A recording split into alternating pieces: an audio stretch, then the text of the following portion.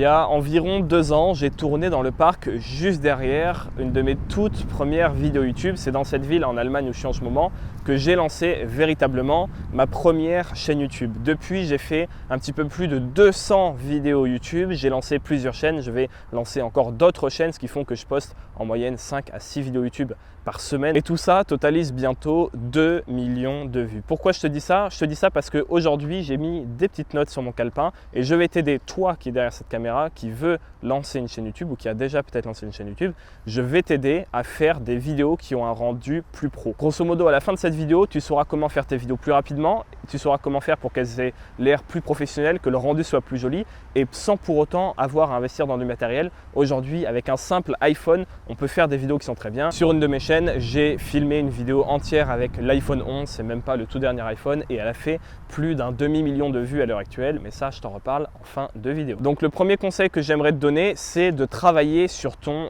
arrière-plan. Il y a deux choses principales qu'il faut retenir. La première, c'est qu'il faut essayer d'avoir une profondeur de champ. La pire chose à faire, c'est de mettre ta caméra et d'avoir un mur derrière toi. Le problème, c'est pas le mur en soi, le problème, c'est que le mur soit collé. Il faut essayer de créer de l'espace, c'est beaucoup plus joli à l'œil. Encore une fois que tu tournes avec une caméra à 3000 € ou un téléphone à 200 €, c'est la même chose. Si tu as de la profondeur derrière toi, c'est beaucoup plus intéressant et le rendu sera tout de suite beaucoup plus pro. Mais attention, il faut essayer de garder un arrière-plan qui soit calme ou plutôt qui n'ait pas de distraction. Pourquoi? Parce que quand les gens regardent la vidéo, peu importe ce que tu fais, peut-être que ça va être des vidéos un petit peu explicatives comme ce que je fais moi, peut-être que ça va être des vidéos qui n'ont absolument rien à voir avec le style de celle que tu es en train de regarder, mais dans tous les cas, ce que tu veux, c'est garder l'attention des spectateurs là où tu veux la diriger. Donc si dans ton arrière-plan, il se passe des choses, là si derrière moi, je sais pas, il y avait plein de gens qui faisaient du water polo, qui se passaient la balle, qui se mettaient à nager, ça serait un souci. Pourquoi? Parce que ton attention serait dirigée vers ces personnes. Là, c'est un arrière-plan où il se passe des trucs, il y a les arbres qui bougent, il y a des gens qui peuvent passer, etc.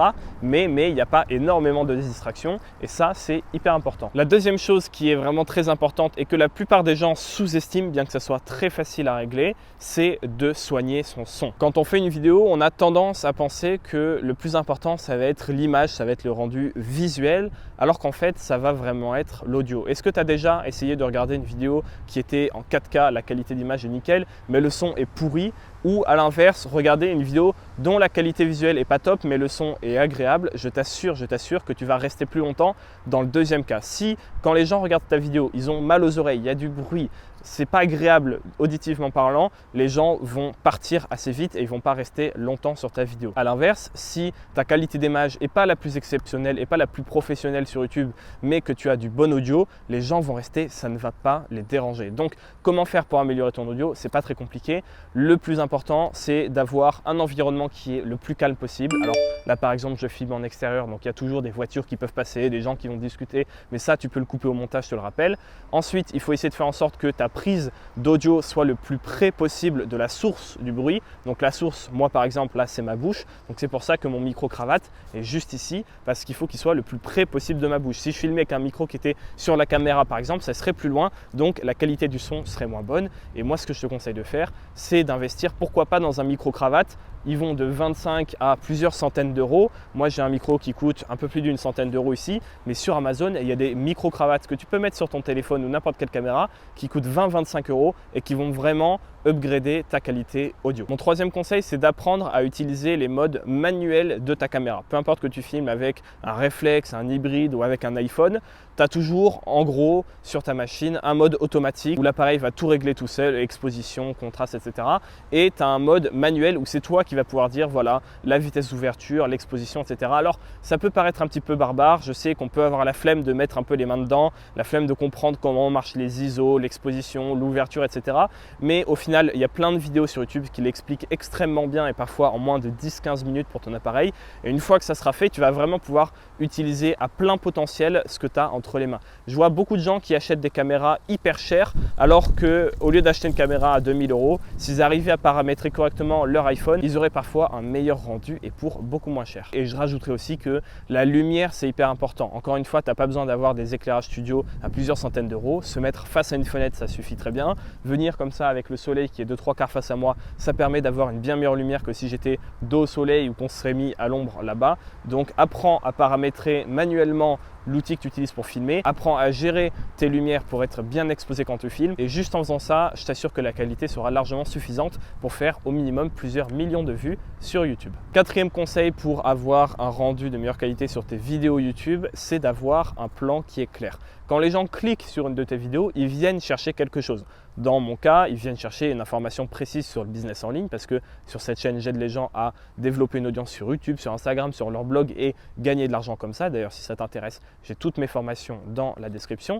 Donc, quand les gens cliquent sur mes vidéos, ils viennent chercher une information précise et il faut que quand les gens regardent la vidéo, ils comprennent comment est-ce qu'ils vont avoir ce qu'ils sont venus chercher.